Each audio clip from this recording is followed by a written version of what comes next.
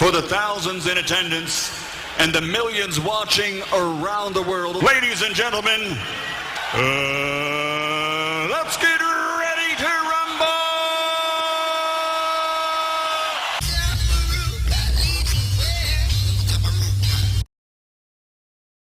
Africa has had a complex and turbulent history for the past couple of centuries, from the invasions by the Arabs to the eventual colonization of 90% of the land by Europeans. Africa has been left in a sorry state. With the news of the wars, genocides, and political turmoil inside the new nations of the continent, many point blame to the European powers who carved up Africa into their own colonies. This makes me wonder, what if the scramble for Africa never happened?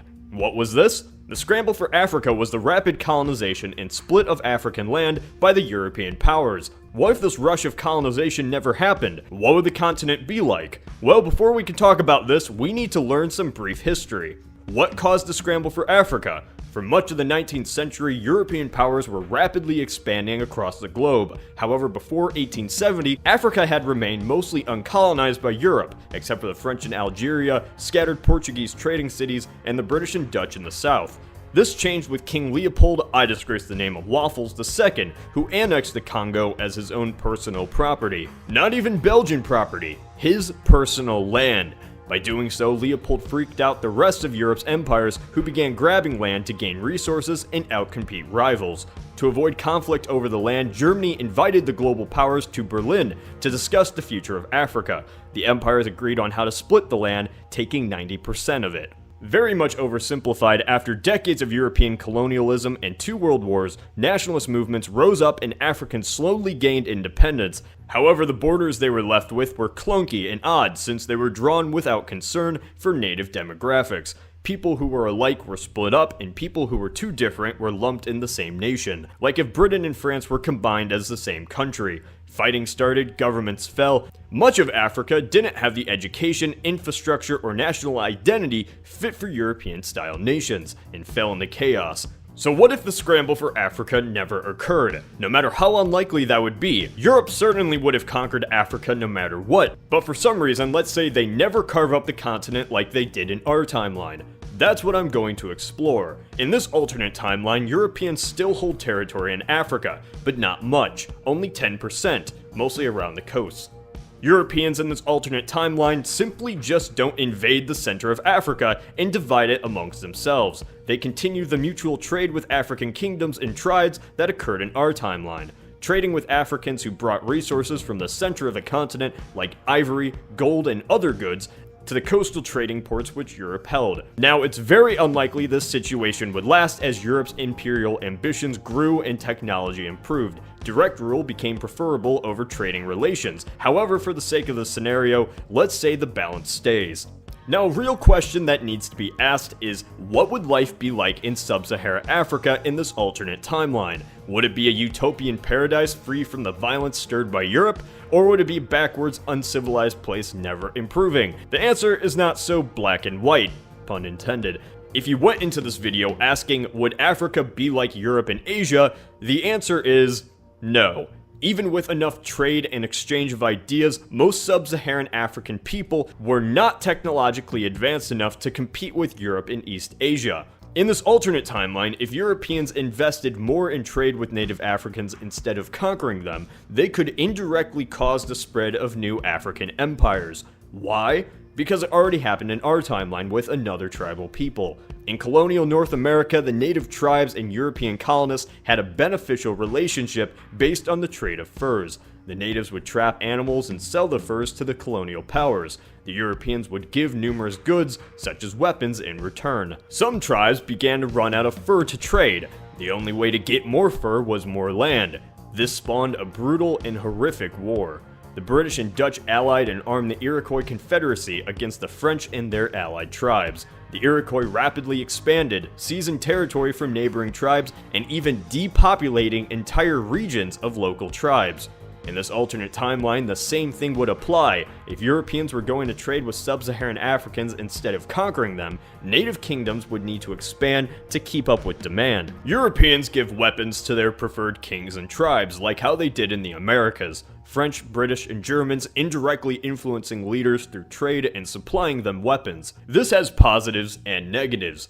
The positives is that large civilizations would have spread rapidly across Africa.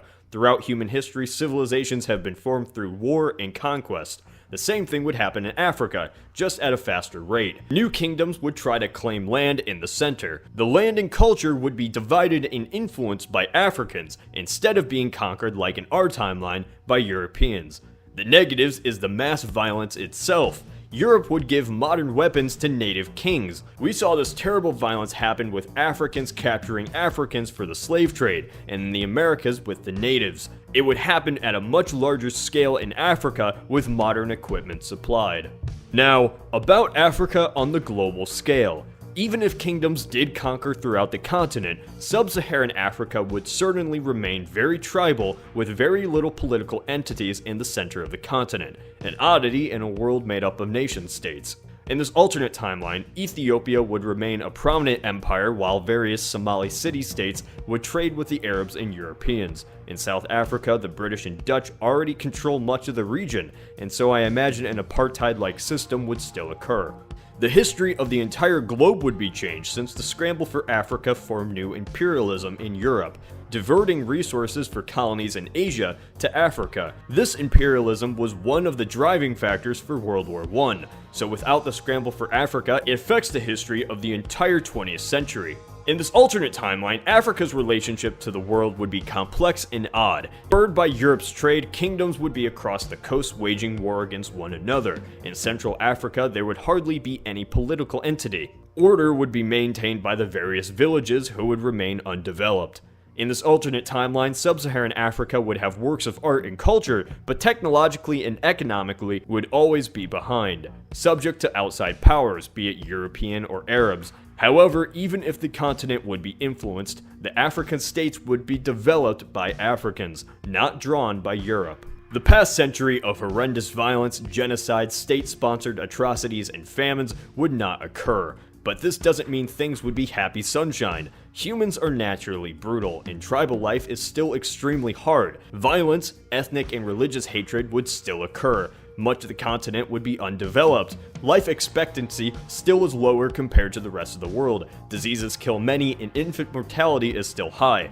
Relief efforts from more prosperous nations still occur in this alternate timeline. Whether Africa would have been better in this alternate timeline is up to your own opinion. Much of the violence would be downplayed, however the issues of low education, underdevelopment, and disease would still occur. This is just one scenario. We'll never 100% know how something would be, but it's nice to theorize. Like on Facebook and help support me on Patreon if you like this content. This is Cody from the Alternate History Hub.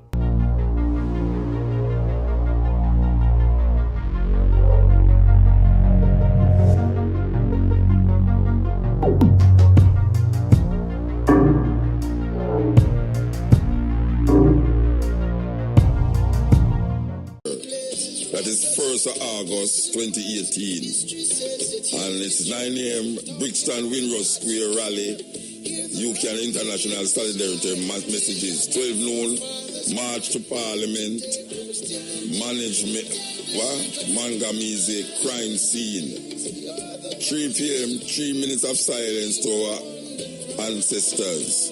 3:15 debate at Parliament Square. 3:45 delivery of We Charge Genocide, Ecocide petition, and 6 p.m. rally entertainment at Brixton Windrush Square. 9 p.m. finish.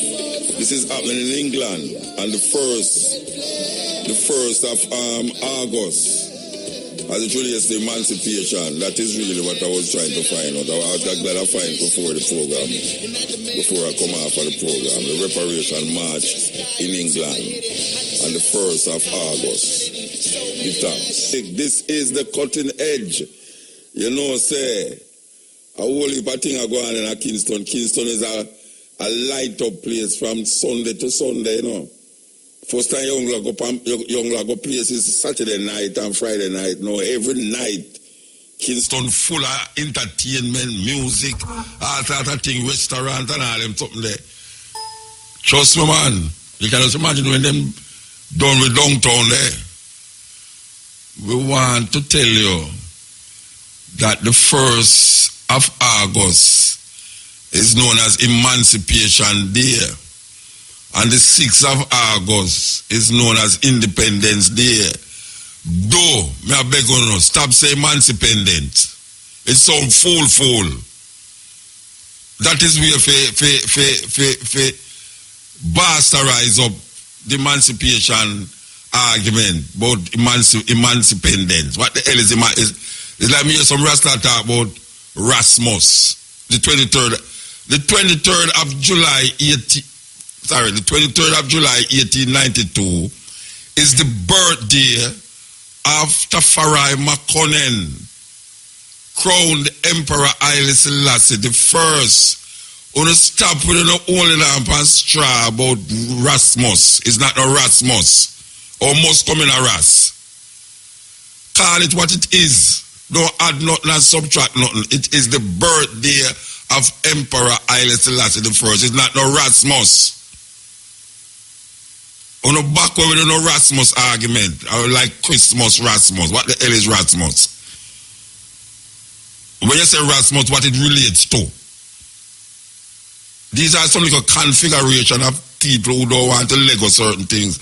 On the Lego the argument about Rasmus is Haile Selassie birthday, the 23rd of July.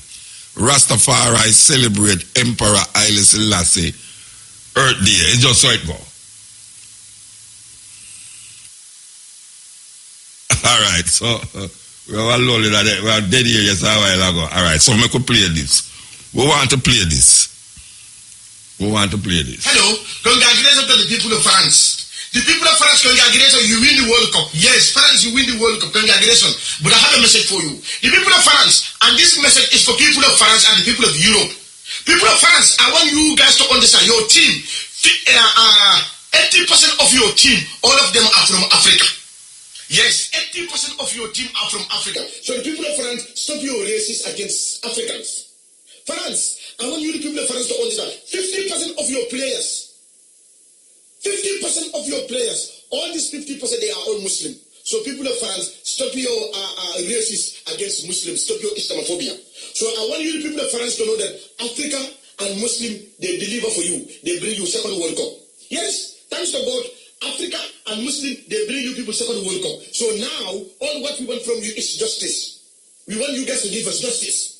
Yes, people of France, let me tell you, this message is for people of France and the people of Europe. Any team you see in Europe, there is one African playing there. All the teams. So you the people of Europe, last month you have a meeting, European Union, you say, okay, Africans are economic migrant, we have to deport them, we have to do this, we don't need African, we don't need black people, they come here. Let me tell you one thing.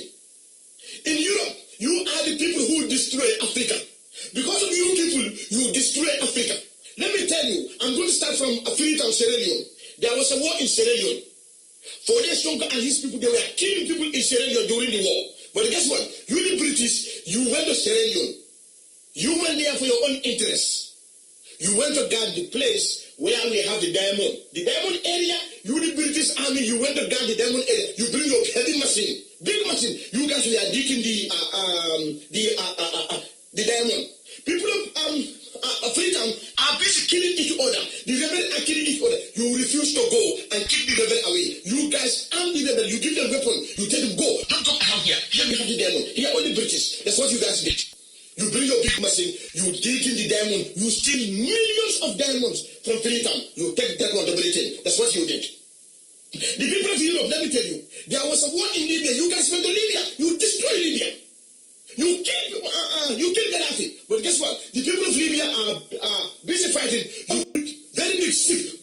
You guys were stealing their oil. You put big pipe. You connect your pipe. You stealing their oil. Whereas Libyans are killing each other. That's what you did. That's why I say you are the people who destroy Africa. My people, you don't even stop there. You went to Somalia. You destroy Somalia. You separate Somalia. Because of you, the Europeans, today we have Somaliland. We have Djibouti. We have Somalia, Puntland, and Dembaland. We have all this stuff because of you people. Any country that you guys go, you will go and destroy that country. Name me one country that the European went there. You don't destroy that country. No. That's what and then today, you guys are saying that, oh, no. We don't want Africans to come to our country. You don't want us to come to your country. We will come. We will come. Let me tell you, my people, Nigeria, they are mayors, governors, president, and ministers. The money that they stole is more than £1 trillion sterling. That is what the Nigerians, what they stole, and then they saved it in banks in England. Nigeria presidents, mayors, governors, the money that they stole, if you put all those money together, it's more than £1 trillion sterling that they stole from poor people of Nigeria. And today you guys are saying, Nigeria are doing 419. Hey, let me tell you the British.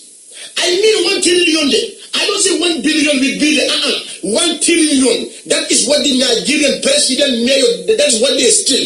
They save in your country. But you refuse to take that money and give it back to Nigerians. Our African leaders, all the money that they steal, where is that money? That money is in your country. The former president of the Gambia, Yahya Jammeh, he steal our money. And Yahya and her wife Zainab, they have 3 accounts in France. 3 accounts. They have another account in Belgium. They have 3 accounts. They have 3 other accounts in Switzerland. In Switzerland, where is that money? Still now our government are working to get that money. We cannot. That's why today our African leaders are corrupt. Hey, my people, my president today, our president, his name is Adama Barrow. This man became a president in 1 year, 80 months. 1 year, 80 months, he became president. 1 year, 80 months. He built a mansion. Where did he get that money from? In the village. In his village, he built a mansion, road, and 3 electric city, street light. Where did he get that money from? You're the European, you are the one who are making our African leaders to become corrupt. That's why in Africa, our African... Yeah, the African are venting frustration with both African leaders and France. Africans win the World Cup for France. Yet still, as a matter of fact, them youth was trained in France to play for France. But them don't want Africans in them country. And most of the people them is either them come from Africa straight or them family migrate as immigrants in France. And racism is a big problem in France. Racism is a big problem all over Europe as it relates to African people. And then there's a part of Islam. A whole heap of them players there is Muslims, but Muslims seem to be a no-no in these places. Yet still it's these people. These people remind me very much of Rasta in Jamaica. It reminds me very much of Rasta in Jamaica. As Rasta put Jamaica upon the map. For years, Rasta put Jamaica upon the map. And we have been despised. We have been the muck of the earth. But we rise. We rise. And when I stop rise like oil on top of water, we rise. When I sink, and when I'm not turn back, we turn back. And we're going to carry some of our children with us. Because that was the scary part of it earlier in the early times when them never want them children to come smoke herbs and knot up them head and start talk about Africa and Haile Selassie. Now we see a whole heap of them pick me a say it. Whether them pick me mean it or not, but them a say it. And we still writing upon the wall. The writing is on the wall. Them can't stop it. All over Europe, you see them picking them and run up and down and talk about Rastafari with red, gold and green and Haile Selassie picture. You don't believe me? Go to one of them festivals in Europe. Go into Italy. Go into a festival in Italy and look. And what is the predominant cultural expression in these festivals. These reggae festivals. Imagine Europe, our whole heap of reggae festival, a little island like Jamaica, is celebrated every year in Europe, to the point where you have hardly artists in Jamaica during the time between June and September. Because Jamaica is being celebrated in these places where hundreds of thousands of people gather, like a convention, to give glory and honor to the music that the Rastafari brethren and sisters push out there. We give thanks for that. So we're not gonna turn back or bend or go lean or go bend up. We're not that. You see it, because the stone that the builder refused is now the building itself, and the building can't broke down again. Can't broke down again. Before, so we put story upon top of story upon top of story. So we just want to tell the youth them who never have the opportunity to struggle in a this society where never like or want to see Rastafari rise. And these youth now will come and I get cushion and sponge to fall upon. Not stone, not rock stone. I'm going to get cushion and sponge to fall upon. Must understand what is it them standing in. It's not an easy road. Not an easy road, and it's not reggae music neither. Because one's now a go towards the music, like the music is the salvation and the music is Rasta. I want me to recognize, say, Rastafari is much more than reggae music. Much more. Much more than reggae music. And you have to dig deep in a Marcus Garvey. You have to dig deep in a Ethiopia. You have to dig deep in a Egypt. Deep in a Ghana, Nigeria, all of them places.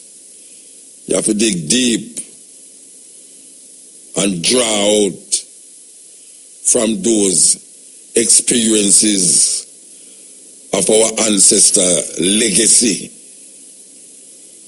and see what you can do to sanctify it and justify your presence right now as a Rasta. You have to justify it in one way or another. And we have to be brave to let go a lot of those little things that crawl behind me, like Rasmus. All this stupid foolishness about Rasmus. People trying to, like how people say, Jesus. And when him say Jesus, him really talk about Jesus Christ, but him want to blacken the white man. And the same attributes that Jesus have, him put it upon Jesus. And for say him correct that way there. So when him say Jesus now, he must say Jesus. Because Jesus is J-E-Z-Z-A-R-G, whatsoever they want to call it. These little arguments don't hold no water in this time here. This is the age of thinking.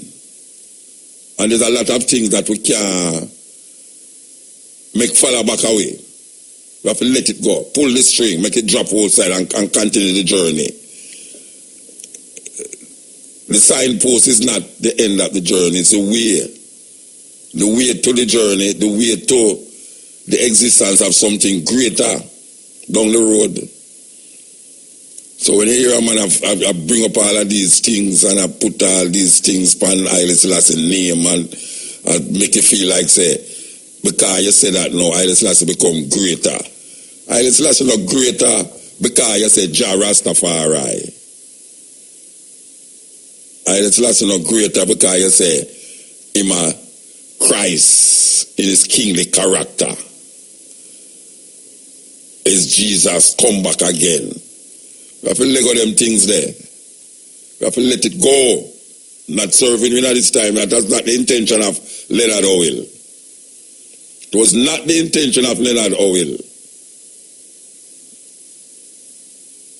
Because it's a liberation we are working with now from colonialism and white supremacy. That is why them man they go write them own Bible. Yes, them man they go write them own Bible. Because them realize say something is wrong. And even though we can say pick sense out of nonsense and recognize certain things in these different books, but we have to recognize that we can't keep using for them eyes, look through for them spectacle, according to Marcus Garvey. Marcus Garvey said, we must look to our own spectacle. If the white man wants to see God choose white spectacle, make him do it. If the God of Abraham, Isaac, and Jacob is recognized through for them spectacle, let them do it. We must seek our Almighty through Ethiopia.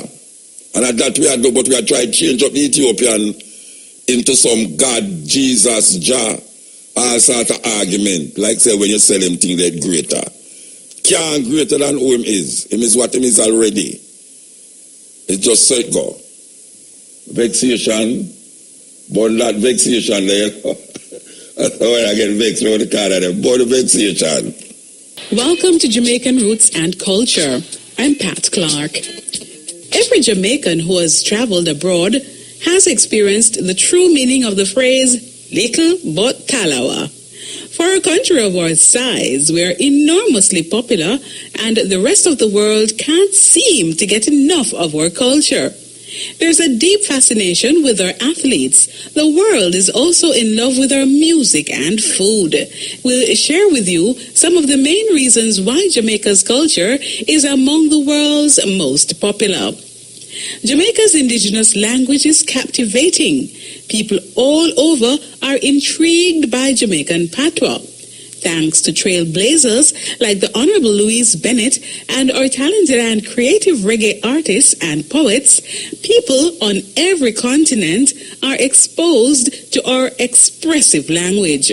The colorful blend of English with Spanish and ancestral African languages stir intrigue and curiosity, and many people want to talk like us to get a little piece of the Jamaican culture.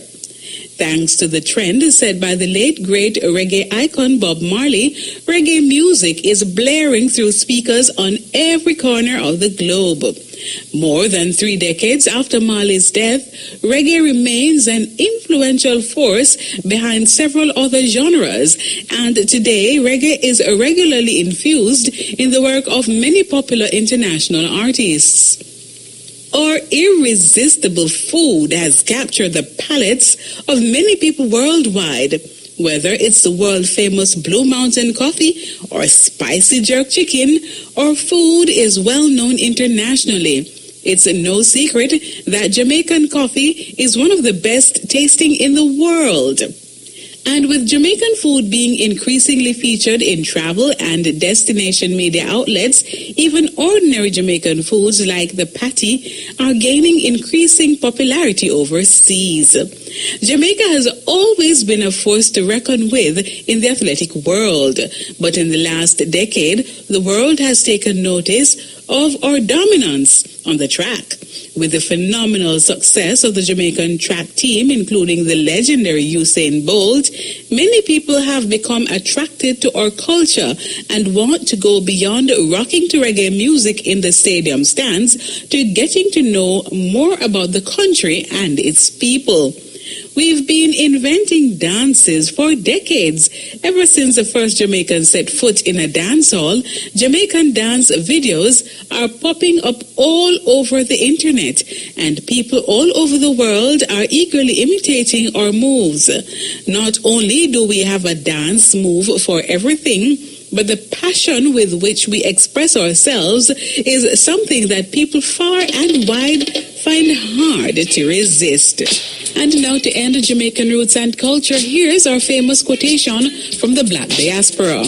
A people without knowledge of their past history and culture are like a tree without roots. The words of Marcus Mosiah Garvey. For Jamaican Roots and Culture, I'm Pat Clark. Yes, today I video. May I tell you, it come like it come like a dear program. All right, serious thing now. I want you to listen to this. Listen to this keenly. Listen. Said we'd come back to hip-hop.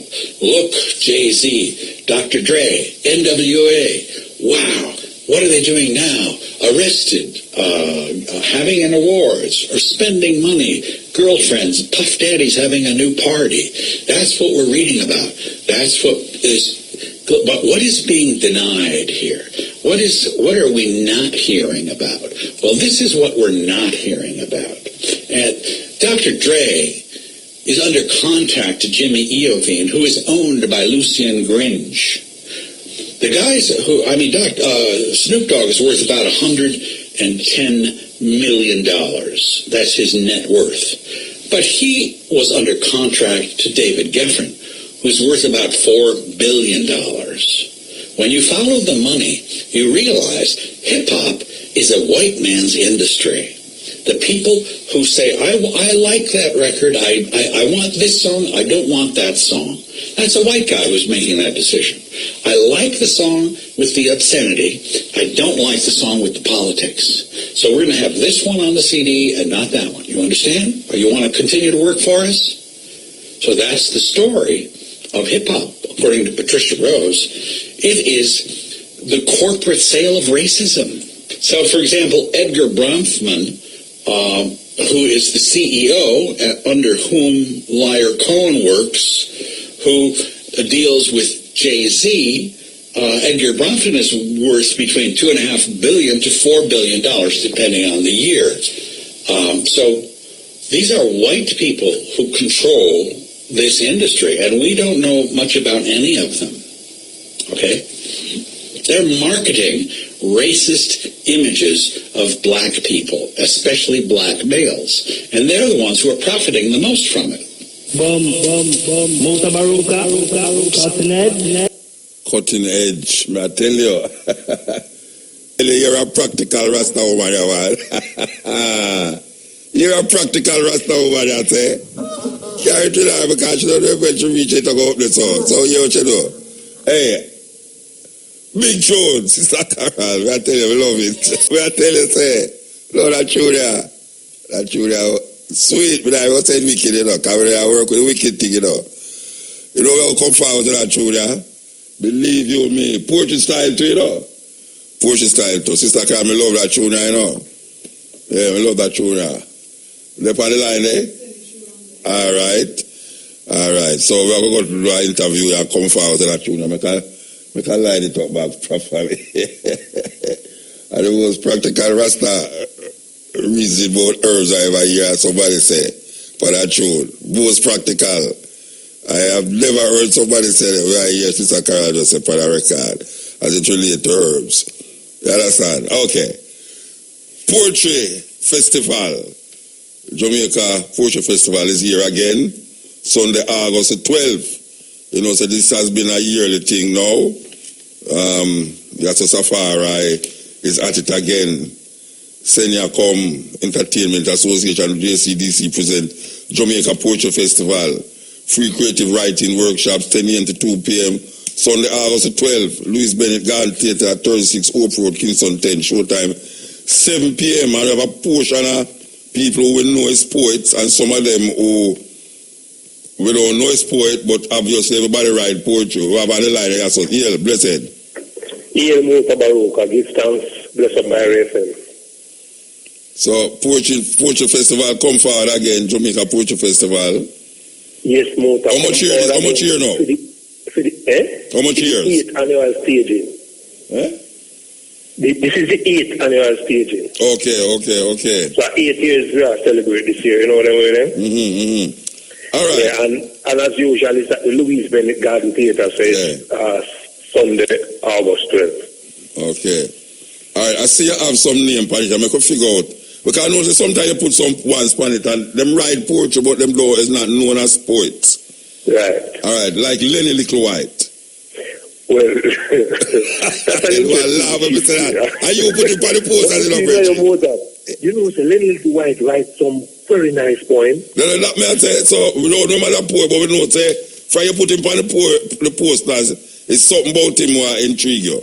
Exactly. Something about him will intrigue me because he want no mood, as you even know. We want to make the poetry more accessible, and we want people to access poetry. And we realize that there's a poet in almost everyone, whether or not they accept it, express it, or recognize it. Of course. Lenny Little White is a little bit different because he has been writing consistently, but has never ever shared on stage. Yes. But this is someone who is in film, who is in TV, who is in writing forever in terms of the history of Jamaica. So, we recognize that someone said to me, say, Lenny writes some beautiful poetry.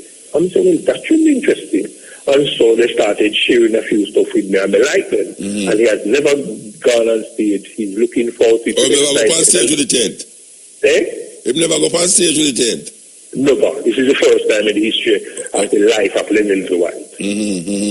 All right. But and then now we have people, we have Lana Goodison. But I'm supposed to go down the line, Rasta. Oh, sorry about that. I'm go down the line, man. Don't preempt me, man. All right, sir. Yeah, all right. So last year you have Jessica Mgwamgwani, if I pronounce the name, I see her 3 weeks ago. Umbangini. 3 weeks ago, she was at a show where we do, and we spar with her. She have a nice little store in our Oriental Plaza where we really did go there, and yes, she really a go on nice down there. Yeah. And now this year, we see you have a Tanzanian poet. Yeah. All right, tell me about this lady now. No, the Tanzanian poet is not a lady, Okay. Oh, it's a man. He's a man. Eh? Okay, all right, tell me about him. Sitting Zimbabwe. Nobody eat up your tongue, man.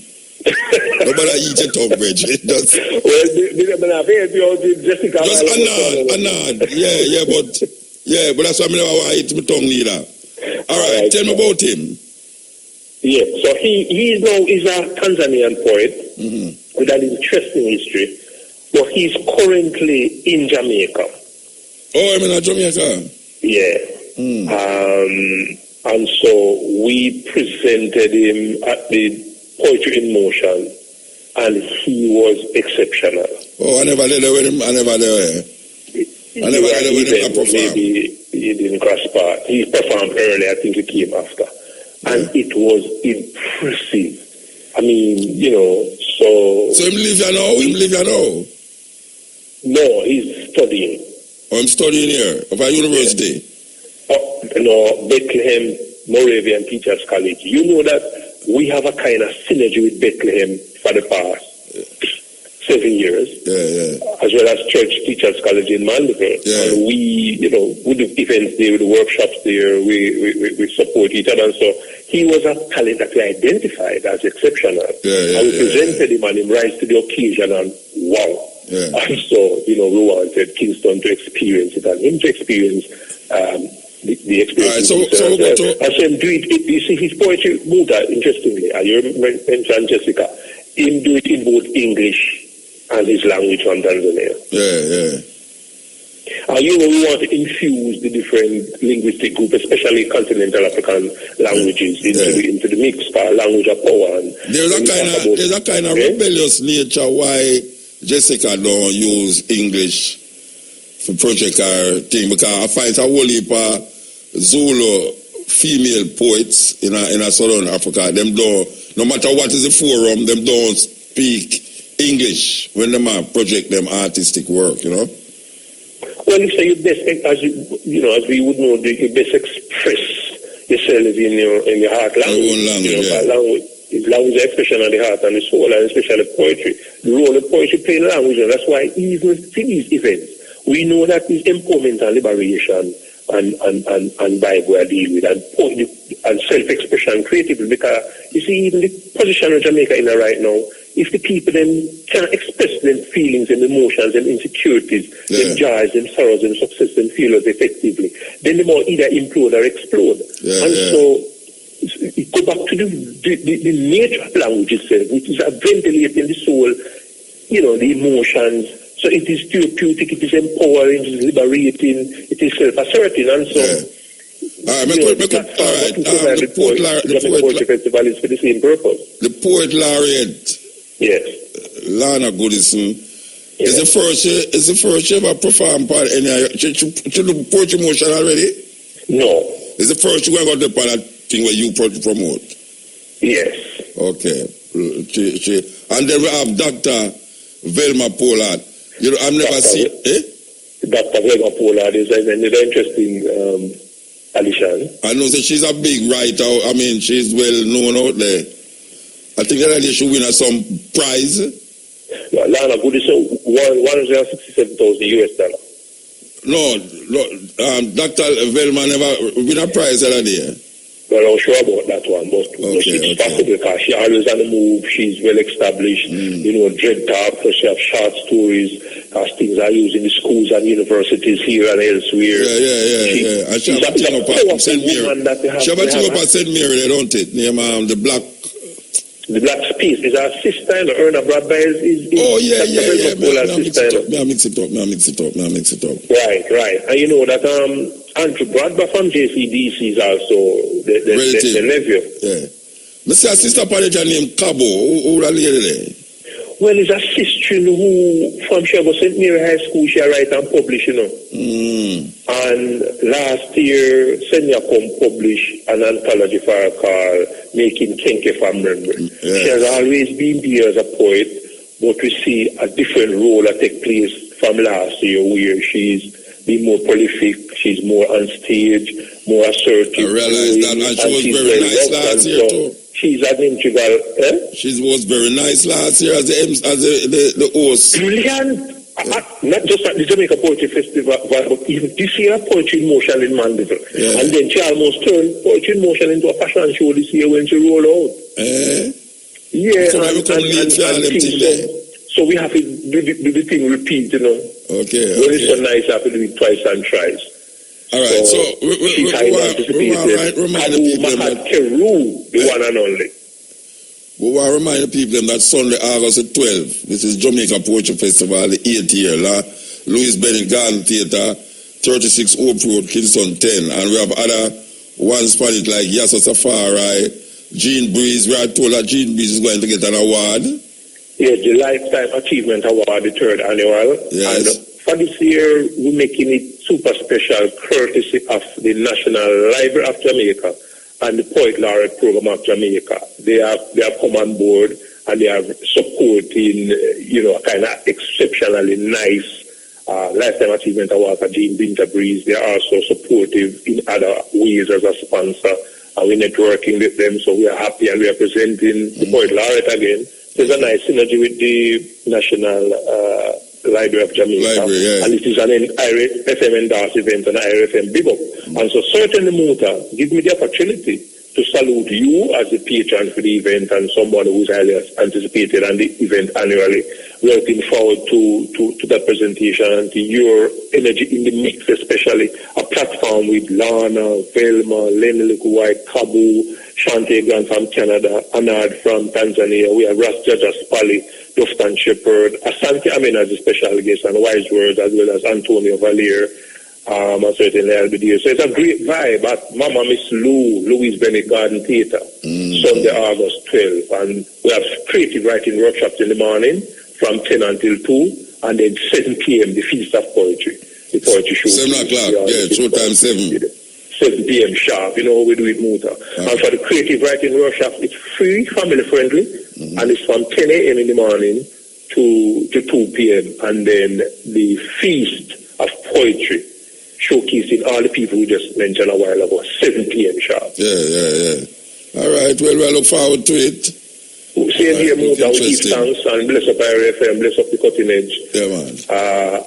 And the entire poetry community. We see poetry grow internationally, locally and internationally. We are keep nurturing it. I'll tell you, say, South Africa there.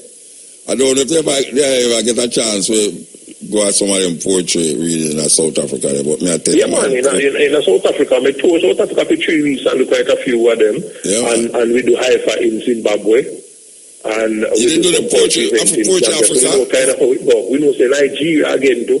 Oh, hey, no, this is no exaggeration. No, me do a poetry. Wally Soyinka 88th birthday, them invite me down there, man, and the year of it, man, me know of it. 100 poets. Yeah. On the show. You know of it, man. 100 poet, no music, 100 poet. Yeah. It's like a thing. So here the no motor. We know that Jamaica have that kind of audience and thing. We would love to see the poetry, and it's happening because it was a poetry in motion this year. We never have a seat. Well, some people have to be standing room only. Yeah. So we either want to grow the poetry, nurture the poetry. I mean, things as that happen, we're going to have a better society, a better community. Because if you notice, Muda, let me share something with you. You know, a police person tell me this year, say, yes, so you don't have to worry about poetry in motion. People they don't have to loud at them event. The people are buckling about your out of one hand. Yeah. And one never raise their voice yet. And so there's a positive energy in the people, full joy, as you say, 100 poems. I tell you, I mean, I exaggerate that each poet come to one poem. Yeah. And you know, with the Calabash Literary Festival and the This Poem Festival at Portland there, it kind of synergized the whole idea of poetry standing by itself. Poetry standing by itself, yes. Poetry growing and moving, and as we nurture it, it are drying and pulling more people. There is a little white, Lana Goodis, Dr. Velma Pola, these people new to our platform, and the kind of response to that. Let me show you something more. I did some work at Harriet University in Scotland over a period of time. Now, a professor, Jeff Palmer from Harriet University, contacted me this week and said, yes, Safari, they love the Jamaica Poetry Festival. We want to sponsor 25 youth who would have liked to be there, but maybe couldn't afford it.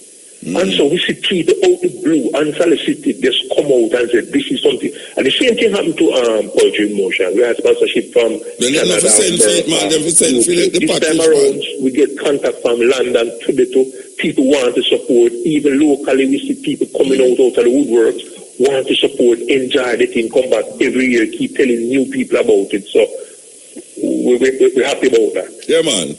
So, Brethren, give thanks, yeah? Give thanks, Mota, Rastafari. Yes, Poetry Festival, Jamaica Poetry Festival, Sunday, August the 12th.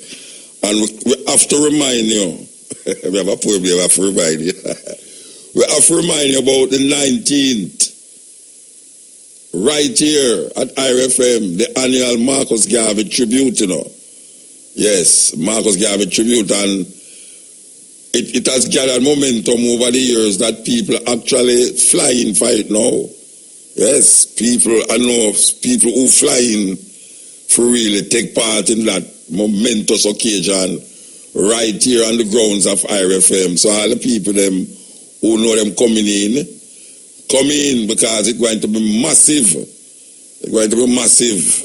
It's always massive, but there's a certain thing about this year, given that the momentum of African manifestation, African perspective, it seems as if like it had gathered momentum. Yeah, it had gathered momentum. And it's not my little twisted mind, it's what we see. And the consciousness that prevail more and more now. We see more and more people gravitating towards the idea of Pan-Africanism, the idea of reparation, and the idea of African spirituality. We see it moving, and we really give thanks to that. This is the cut tonight. We want to go back to this song with Sister Cara, this Ganja song. Okay. Thank you, operator. We want to go back with this song. Make us see if we can. I play that tune, and it reminds me of the next tune I usually play the long time era of when how the tune there? Tune, but I give me no problem, Okay, all right. That tune, I used to play that tune regular. Listen to this tune, Sister Carol again. Like how me really find that tune, I'm going to find that one, Well, youth and youth. Them style left. Wrong tune, you know, Muta. Another one never want to know with the tune there. You know, so I go find the tune. I will find the tune, you know. Yeah. Yeah. Oh, teacher, all right. I find the tune. I will play that one, poetry style. Sister Carol from them longer days there. Here goes. You know why? You know the people in Auroville. Auroville, the place name? Yeah. Why the people them know say we did there in Auroville? I'm not all the Jamaican people, not all the people in California now. We did there, you know, me and Queen Africa, Tony Rebel, Junior Reed, where's it there again? Ras Shiloh. Who was there? So, but if you never see we, it's not our fault why you never see we. Understand? But we was there. Trust me, I still feel jet lag. I get up 4 o'clock yesterday when I had to catch a flight to drive to San Francisco. So you know, if you never see we, don't make nobody tell you nothing. We was there. You understand? All right. So, in order to say that, we clear a chest with that. I will not say nothing more about it. Because if we say anything else about it, it's going to create a bam. All right. Over there. We want to play this thing, I know, but we so play it. But we want the people them understand we are going in our earth right now as it relates to Africa. We see the Prime Minister gone down to Namibia and South Africa. And well, I hope not, you know, a politician name.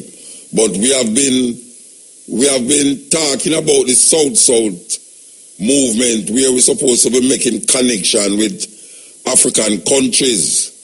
Because we see the North not going our way or even helping us to go or the way we're supposed to go. But we need to divert our attention because the whole world is not America.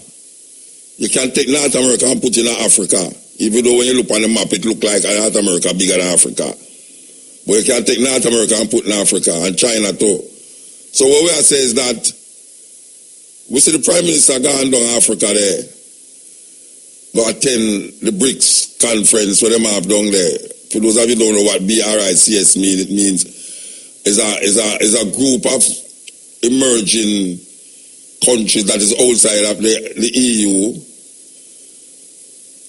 and is carving them own niche economically and politically.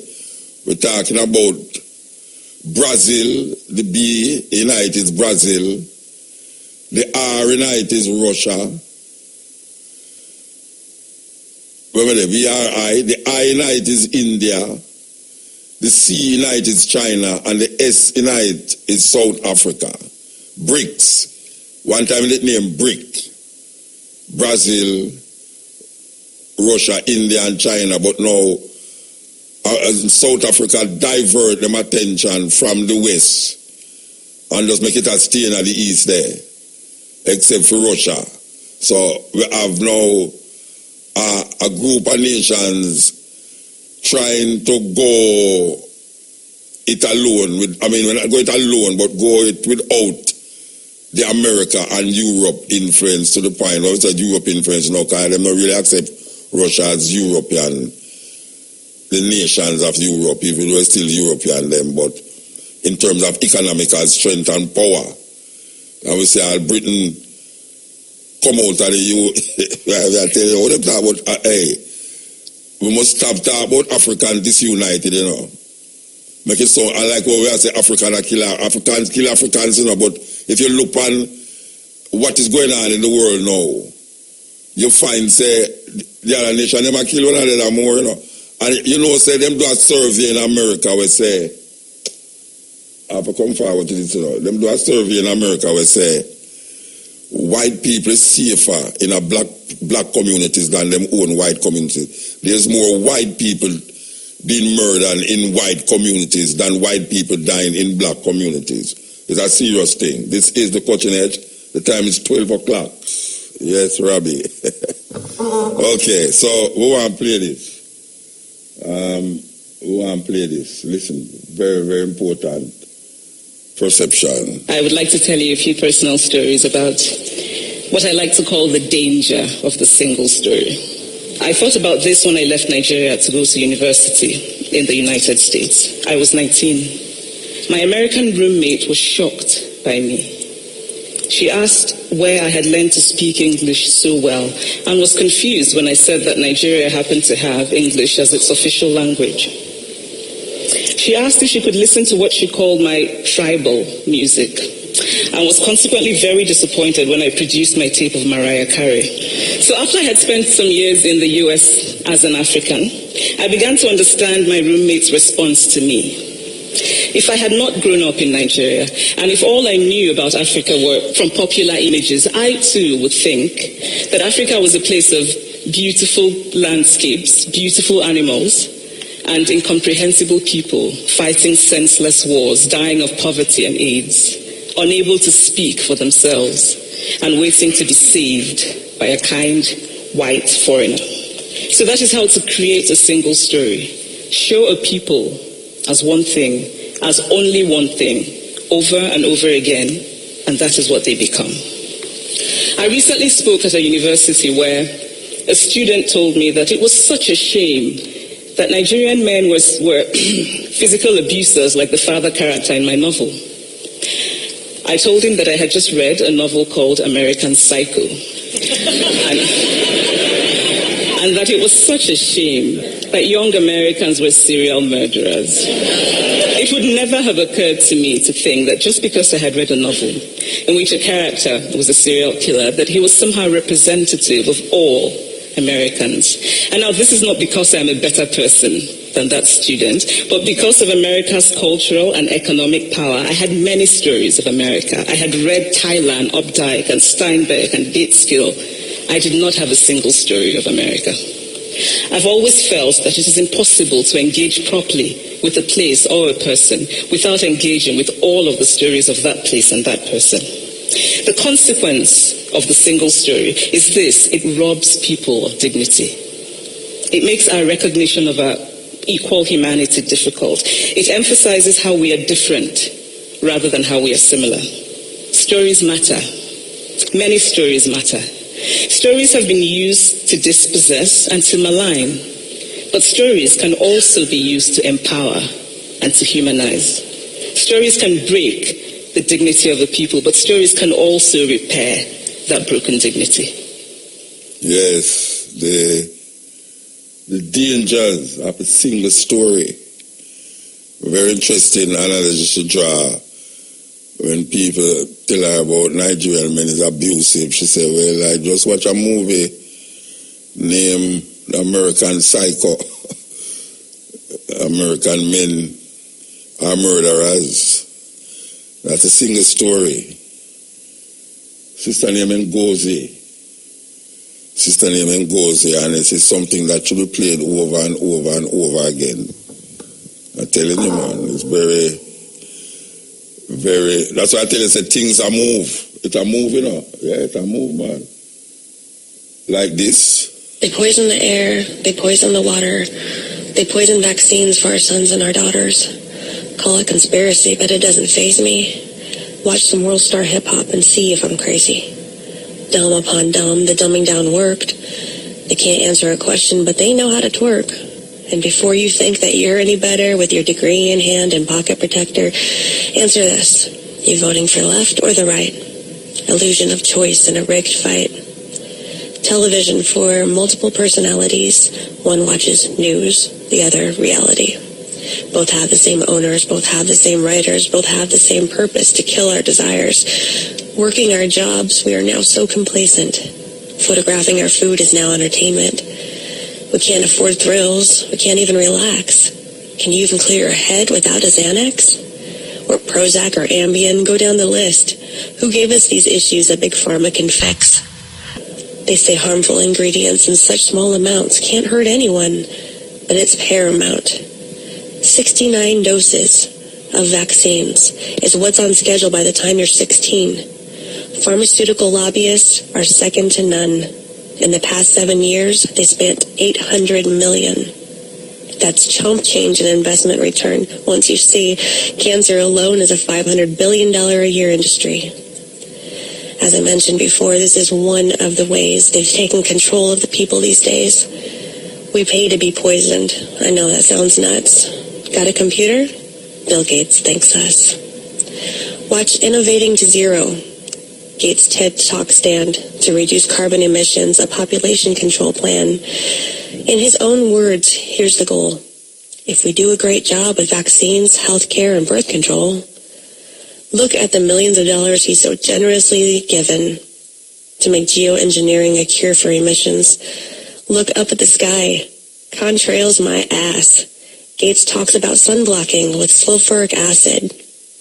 That shit rains down into our water supply, seeps into our crops. You can see the trees die. Maybe I'm crazy, or maybe I'm not. But there's things that I notice that happen a lot. Like when important bills pass, it's sleight of hand so you miss. Don't look at that. Hey, look at this. On April 18th, 2013, CISPA passed during Boston bombing. During the scare of Ebola, the UN passed what essentially is a Global Patriot Act. You know, the Patriot Act that excludes due process for the nation and leaves extremists up to interpretation, which leads to things like TSA, Guantanamo Bay, and invasions of privacy by the NSA. If you have nothing to hide, why do you care about this? Because of the things that make you a suspected terrorist. Owning a gun or precious metals, activism's too far, or rocking a Ron Paul sticker on the back of your car. The Read the Bill Act is proposed legislation that requires Congress to read bills proposed for our nation. Are you kidding me? It's not common sense to, get all offended by the word I just used. You should be offended by what's in your food. Reading the labels of food that we eat requires a linguist to get a science degree. I can't pronounce most of the words on the list, let alone know what the hell that it is. They don't want to label what's GMO, but have no problem labeling a race, religion, or homo. I tell you, South Africa, Leta Mbolo, I should say.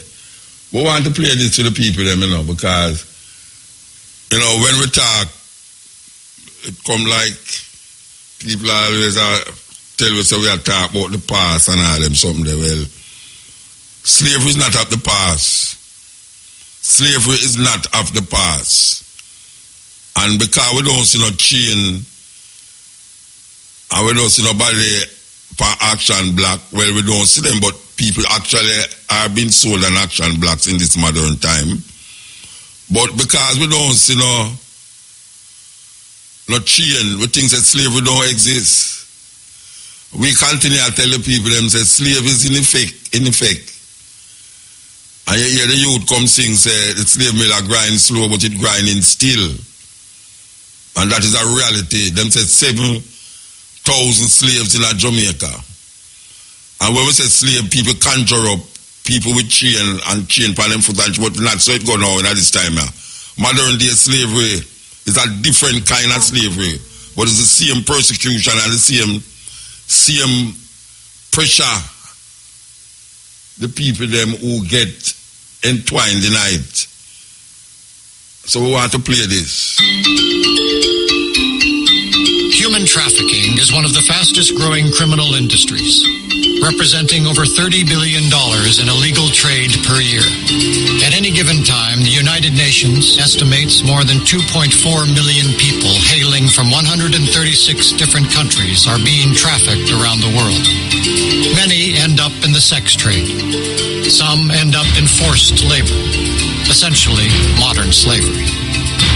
The idea that so long after the Emancipation Proclamation, we should still be tolerating this strikes me as completely unacceptable.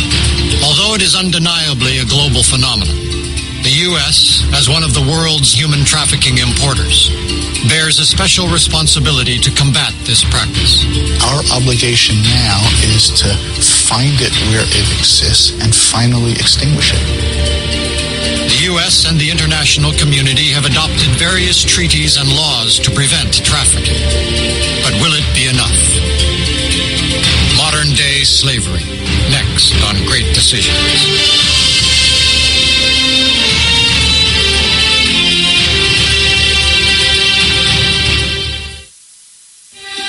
often hidden in plain sight.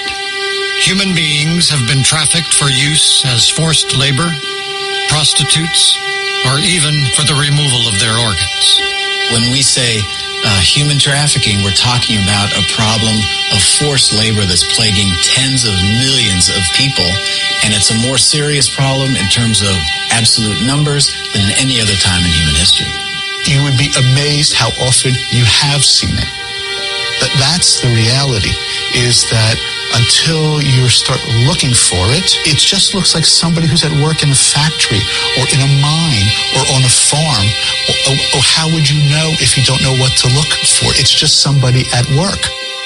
The United States considers the term human trafficking to be an umbrella term that stands for all of the activities involved in reducing someone to or holding them in a condition of compelled service. As President Obama says, really what we're talking about is modern slavery. With more than 20 million victims of human trafficking around the world. Think about that, more than 20 million. We've got a lot more to do. It's a result of enormous income inequalities. It's a result of prejudice and gender discrimination, but it's also a result of enormous corruption that drains countries of resources. Everybody potential become a victim of human trafficking, and everybody also potential become a trafficker.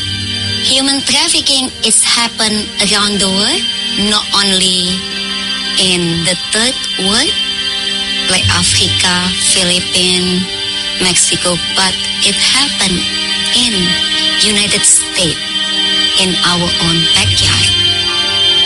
It happens to men and women, adults and children.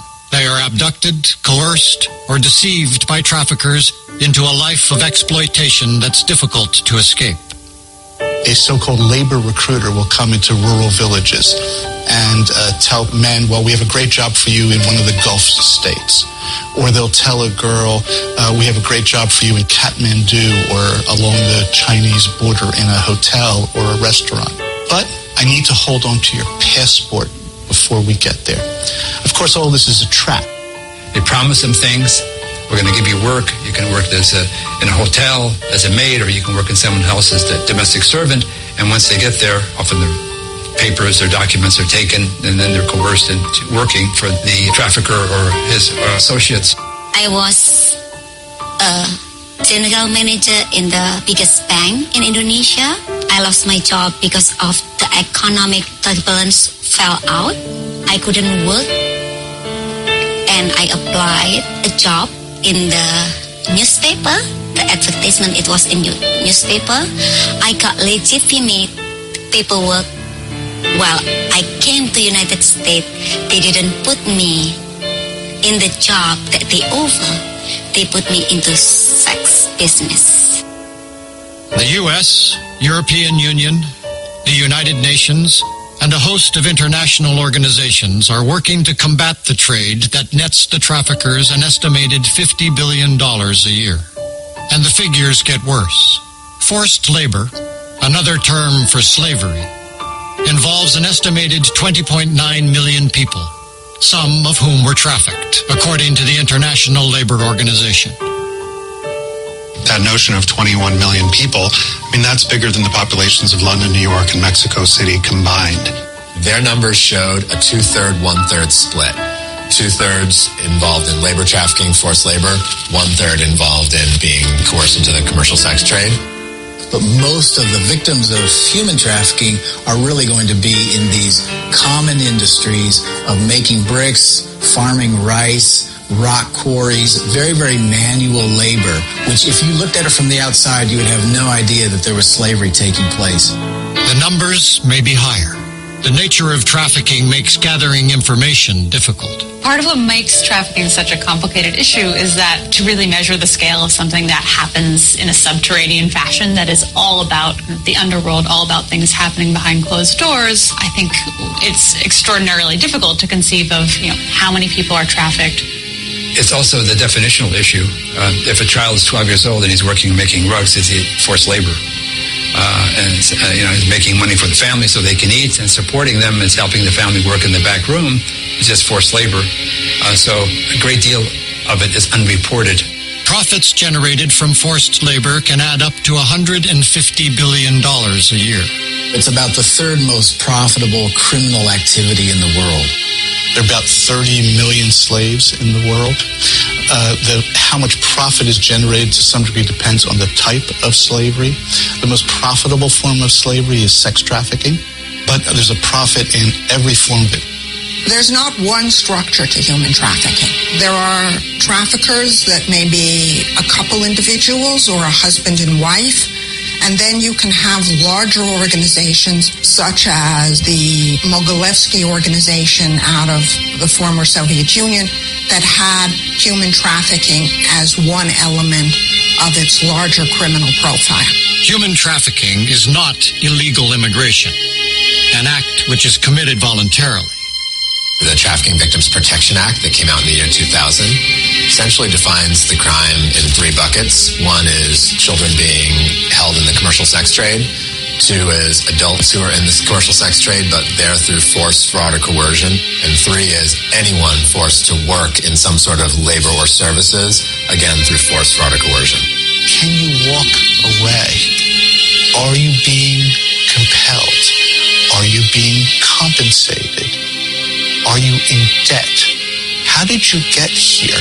So you can ask these questions and find out whether there's slavery.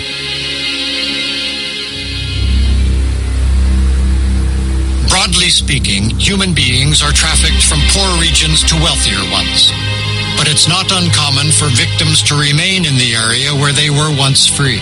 Trafficking doesn't have to go across borders. It can be within this country. It doesn't have to be any great movement. Usually it could be within the same town, the same province, the same state. We've been having to explain to everyone that human trafficking is a euphemism, that we should look past those words and look back at the original intent, which is that nobody should be subjected to slavery. 3/4 of those slaves or modern victims of trafficking are in three countries. They're in India, Pakistan, and China. And in fact, in one country, India, there are 15 million people held as victims of human trafficking. And so you have in one country more than half the victims in the world. Though much of the trafficking trade occurs in Asia, the U.S. is not immune. I know that a lot of Americans will think, oh my goodness, this is so far away from me. It's really, not in my bailiwick. But actually, if you look around you, even in New York City, in Boston, in Washington, D.C., you will find traffic girls. And they may be people who are very close to you, much closer than you even think. We have an estimate that there's 100,000 children in prostitution in the United States, which is a giant number of children being commercially sexually exploited. It is a national problem. Right now, there are almost 300,000 children. I'm not talking about adult women. 300,000 children that are being trafficked right here within our borders. Japan is a gigantic market. Korea is a gigantic market. Parts of Southeast Asia, Thailand, Cambodia are also huge markets. And I think I wouldn't underestimate places like the United States. The UN suggests more than a quarter of trafficking victims are children, girls and boys, unable to defend themselves against lives as factory workers, prostitutes, child soldiers, or domestic servants. A very large proportion of the victims of human trafficking are children. The perpetrators are going to actually focus intentionally on those who are most vulnerable. Who can I most easily coerce into my rock quarry, into my brick factory? Who can I control with violence most easily without them fighting back?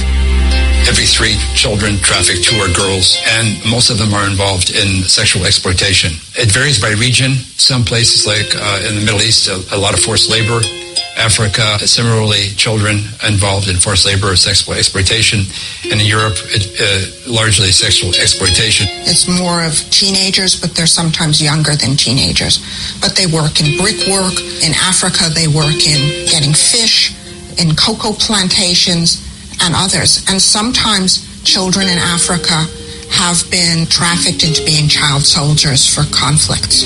Very young teenage girls have been trafficked partly because their families are desperate.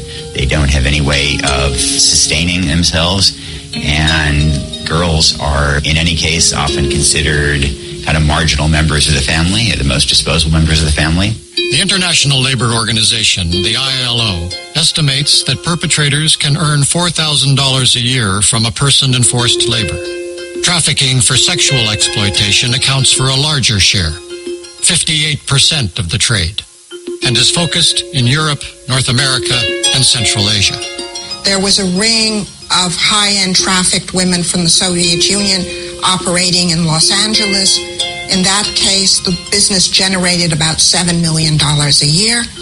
And in the business of Hispanic brothels, in which women are trafficked from Latin America to serve migrant labor, the profits for a trafficker may be $1 million a year. So it very much depends on the market that's being served. On the criminal side, 2/3 of those working in human trafficking rings are men. But it's a popular crime for women, too. 30% of human trafficking convictions are women, more than double the average rate of women's convictions for any other crime. Women have an additional advantage, and that is that they seem to have a strong capacity to win the trust of those who are vulnerable. That a woman can win the trust of a young woman to lure her away from her village to come to a city, and then she's trafficked in the commercial sex trade. Some of them even may have been traffic victims earlier in their careers, but made the horrible choice of becoming the girlfriend of one of the traffickers to survive. At some point, though, she becomes the criminal herself. So it's a bit like the Stockholm Syndrome, where you begin to identify with the person who's captured you. You begin to see this as your aspiration to be a good trafficker. Regardless of where trafficking occurs, violence and intimidation are a common theme. The most marginalized people are the victims of human trafficking, and they are trying to better themselves in their lives. And that desire is then grabbed onto by a trafficker to move them out of their family and their community, sometimes out of their country, to a place where they can be exploited with violence. It was horrible because they didn't feed you. They put you into the darkness. No food, alcohol, and drug on the table. They scared me with a gun, with a knife, with a baseball bat, and also they have a police badge to scare me. So at that moment, I didn't know how my life looked like, but I tried to survive. The problem of human trafficking has taken hold in the international community's collective conscience, and steps are being taken to combat it. There are a lot of challenges we face all over the world, from education to climate change, a lot of issues that I care about. This issue of modern slavery is one, though, that I think goes to the heart of our moral obligation. Historically, there was, in fact, by the global community, a great decision to end slavery as a matter of law. And what we have to decide now is whether to turn that decision about law and policy into a permanent reality. The UN and its partner, the ILO, have developed legal frameworks agreed to by most of the international community to combat the trade. The United Nations, beginning of the 2000s, adopted a convention on transnational crime. And along with this convention were protocols on human smuggling and trafficking. And most of the countries in the world are now signatories. And this is simply to have standards that invoke criminal penalties for those who engage in trafficking, to ensure that there's inspection of workplaces, and to ensure that workers know what their rights are. We, as the Bureau of International Labor Affairs, are the lead U.S. government representative at the International Labor Organization. And just this past June, at the International Labor Conference, we worked very hard to negotiate a new binding protocol. It will help advance efforts to combat forced labor, human trafficking, and some of the worst forms of child labor by explicitly calling for countries to adopt and implement tools that will help prevent, protect, and compensate the victims of this basic human rights violation. Because of these treaties, governments agree to provide legal protections for victims. However, challenges still remain. Policing forced labor is difficult, and prosecution for traffickers is low. In many parts of the world, the law enforcement that's supposed to be enforcing the law are complicit in the human trafficking because of endemic corruption.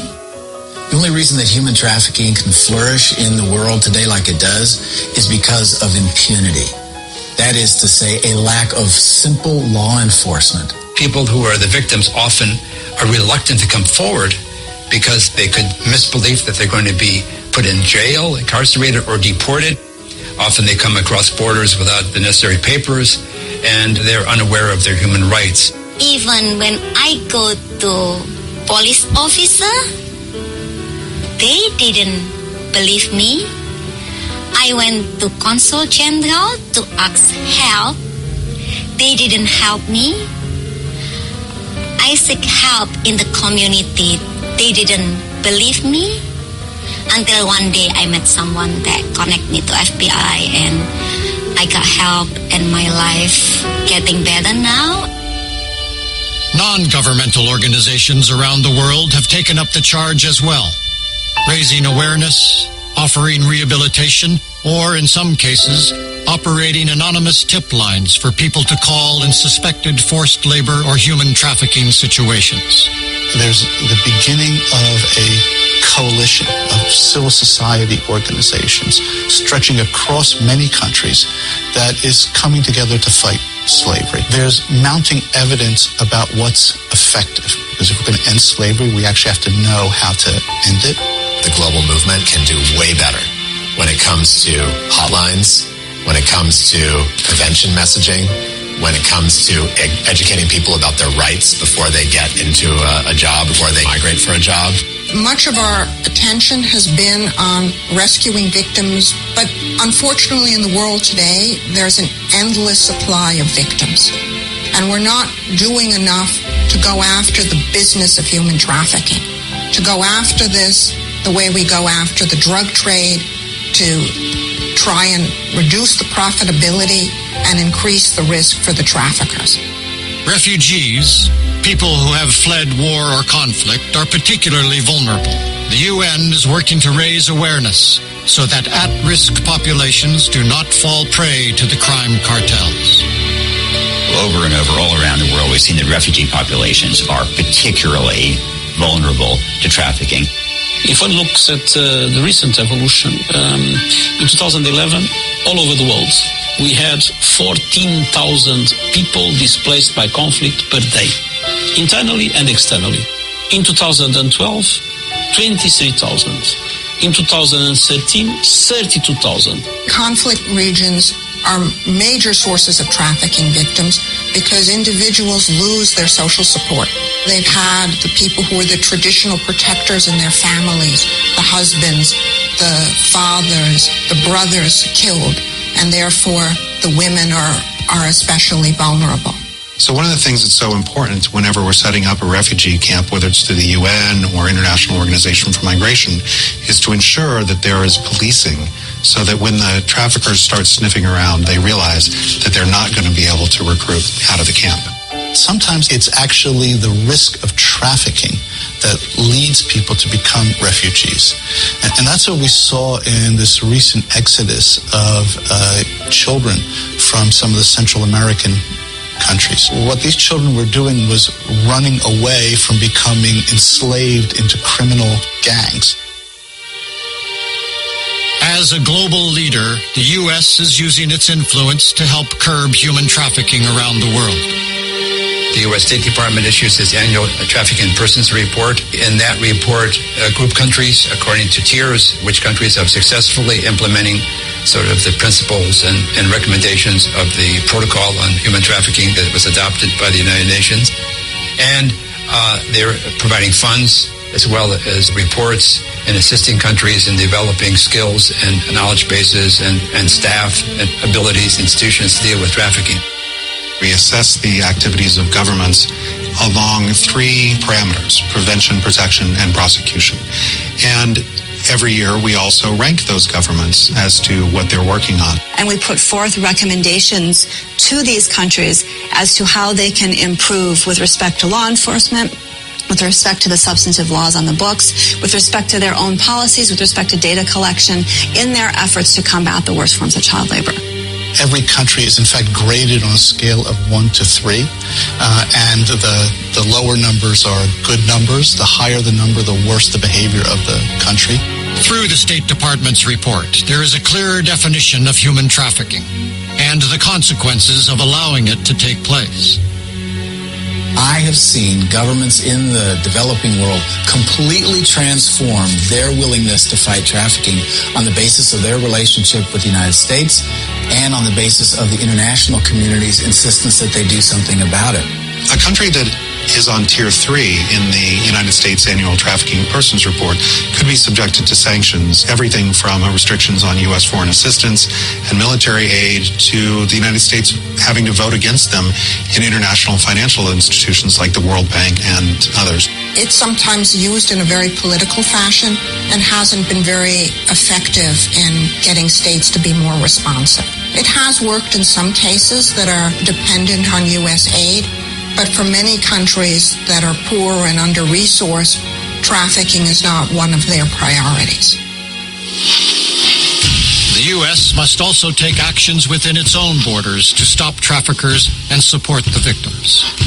We operate the National Human Trafficking Resource Center for the United States, which is the 24-hour national hotline on human trafficking for America. We were able to propose, and then the legislature passed our legislation that greatly strengthens how we treat traffickers and how we help the victims of it, and making it a very, very serious crime in Arizona.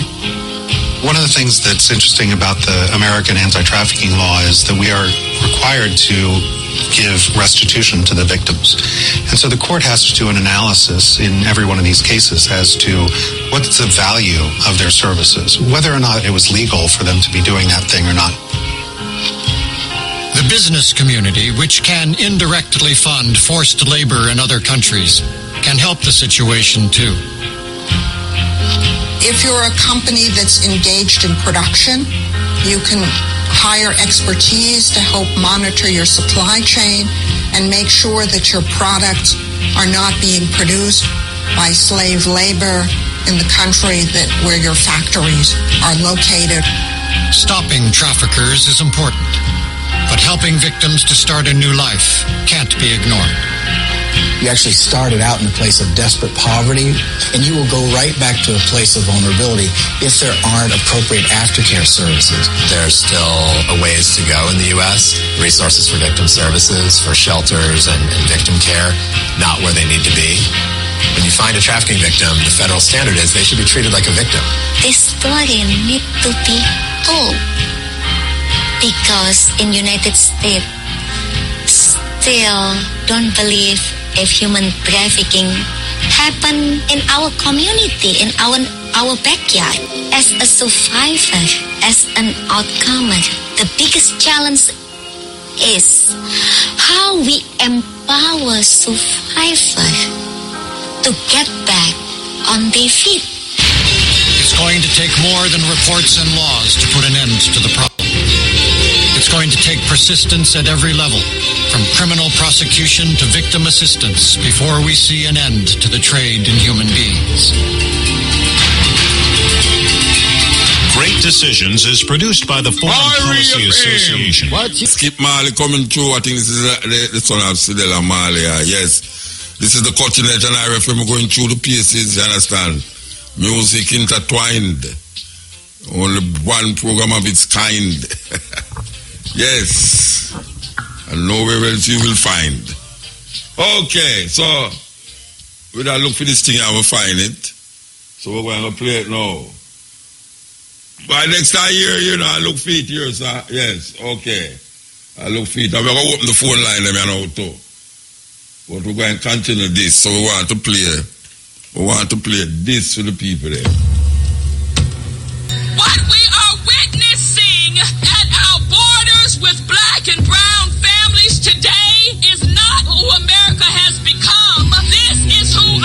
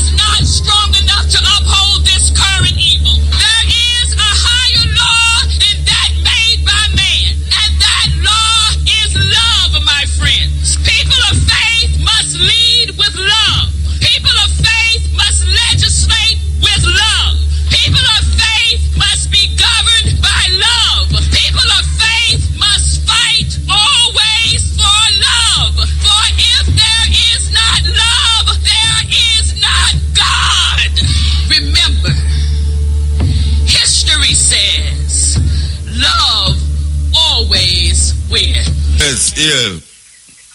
Ian Muta. Wait a man.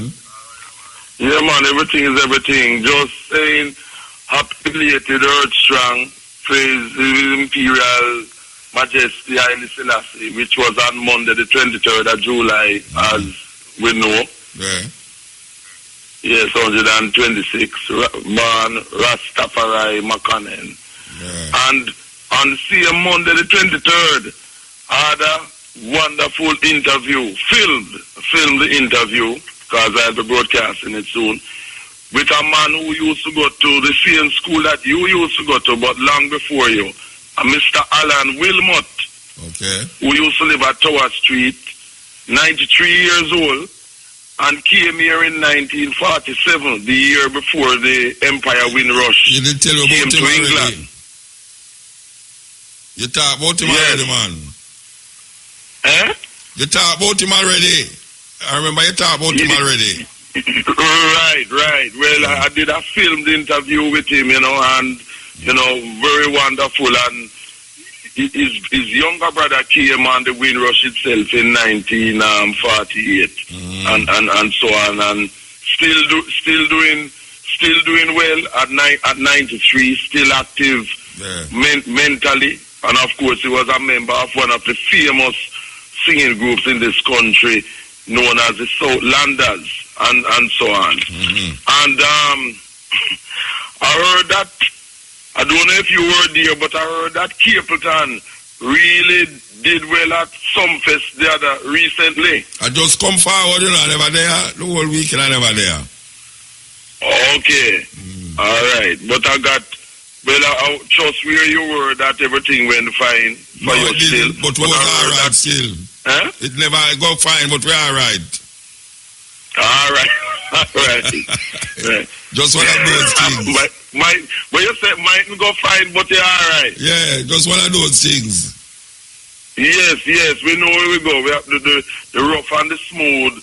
But we just have one of those things, as you said. You know what I mean? And then we're there.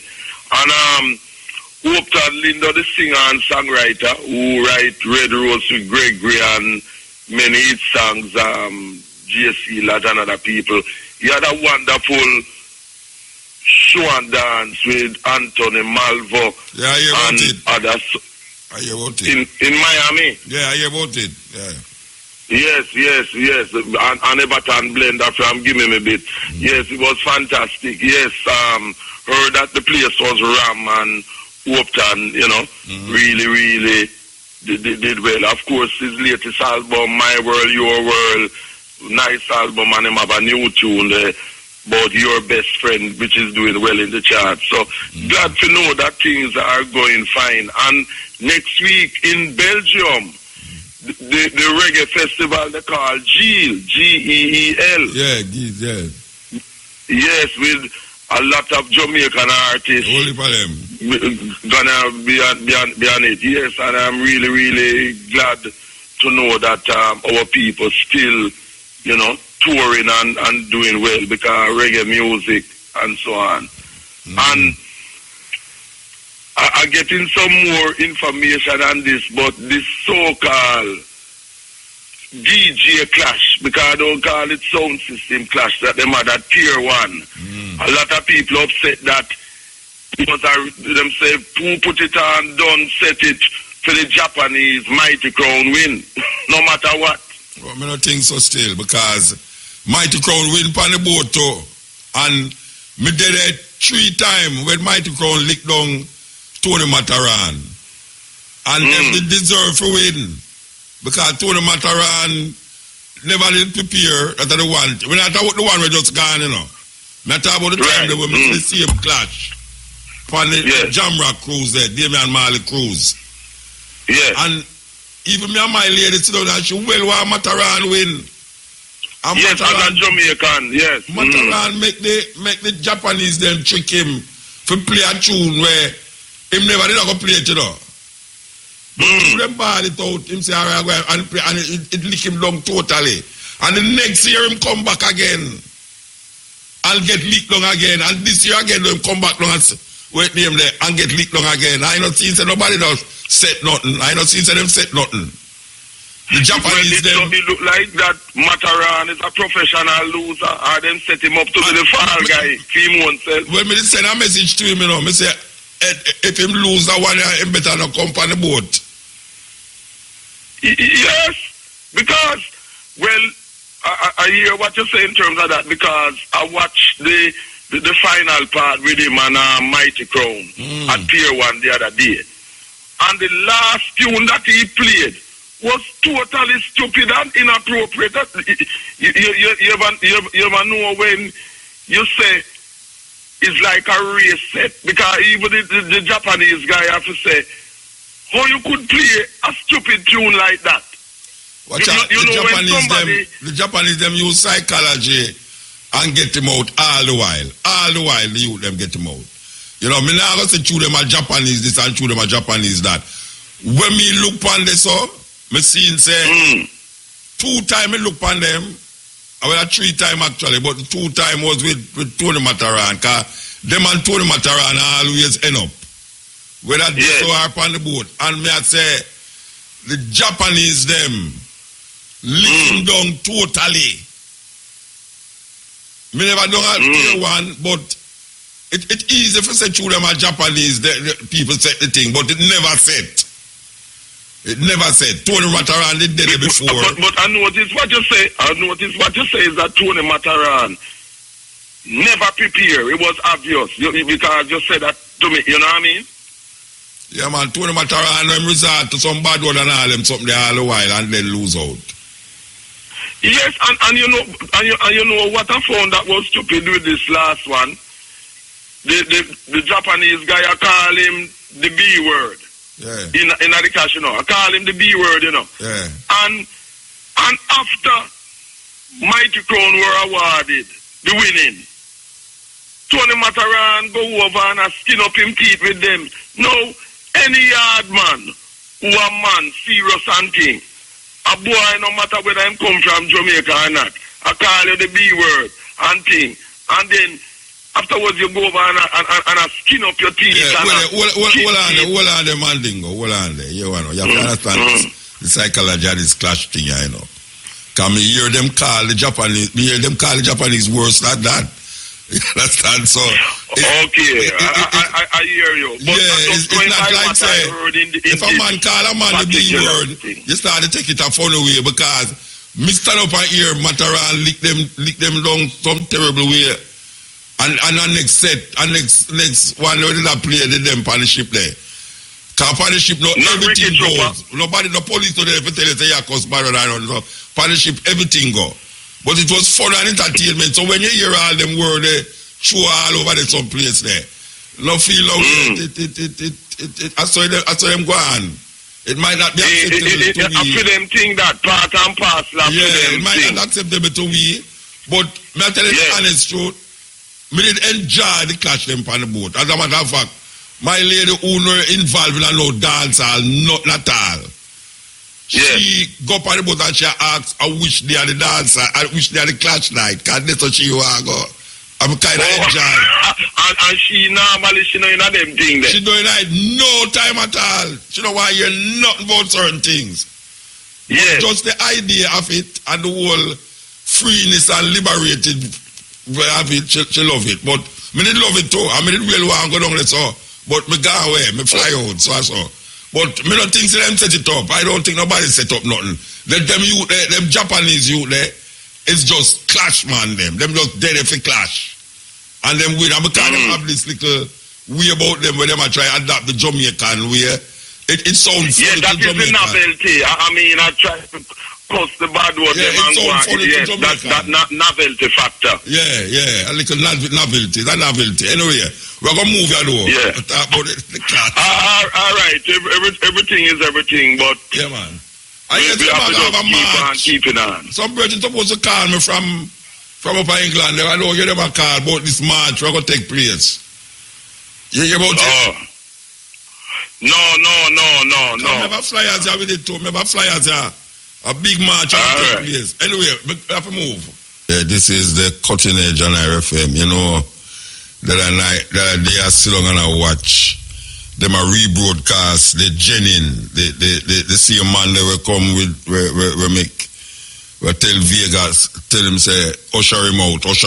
Anyway, them a play back the same thing without I never wait for you to watch the part where Vegas there, but the man was talking about women not wearing earring in the church, in the house of God. And then him start to refer a part of the Bible about this woman named Jezebel. And Jezebel, them say the women them are dressed like Jezebel. And it is unacceptable. In the Bible, certain things is unacceptable in the church. God now go accept things. But I really want to ask them, man, how them know say God accept coat and tie in a church? How them know say who is deciding that coat and tie is the appropriate way to go to church? Because look you know, you can't go into the mosque with shoes. I don't know if people know that, but when you go into the temple, the mosque where the Muslim them worship, you have to take off your shoes at the door. Who is deciding that God accepts shoes in a church? Because obviously the Muslim don't believe that. The Muslim them going to the mosque, them don't believe say you must go in a church with shoes. But Jennings in the church with him shoes, I want to know how him know say it is acceptable to go into the church with shoes on. Who is deciding these things? What is acceptable to the Lord? I can talk about culturally, you shouldn't do certain things culturally. But for God tell me no, say the Lord don't accept it. I don't know how I could have come to that agreement when I don't even know who the Lord is accepting and not accepting. But I can't see where you're not supposed to wear certain clothes or not supposed to don't have on certain clothes. If you deal with a cultural expression. But shoes in a church, can Dr. Jennings tell me, I'm not Dr. Jennings, Reverend, or whatsoever I mean, Pastor Jennings tell me, say, why am wearing shoes going to the church? If the Lord, I can make a big argument over not wearing shoes in church. I can make a big argument because I can quote part of scripture where Moses go up on the mountain and before him approach the Lord say, Moses, take off thy shoes because the place where they stand it is holy ground. I'm going to take it off. So, the place where stand it is holy ground. Is the church ground holy? Is the church ground holy? If the church ground is holy, why you have on shoes in the church? Because you have another group of religious people who don't wear shoes going for them church. Who is deciding these things? It's man. Man deciding all of these things when I'm telling you about God this and God that.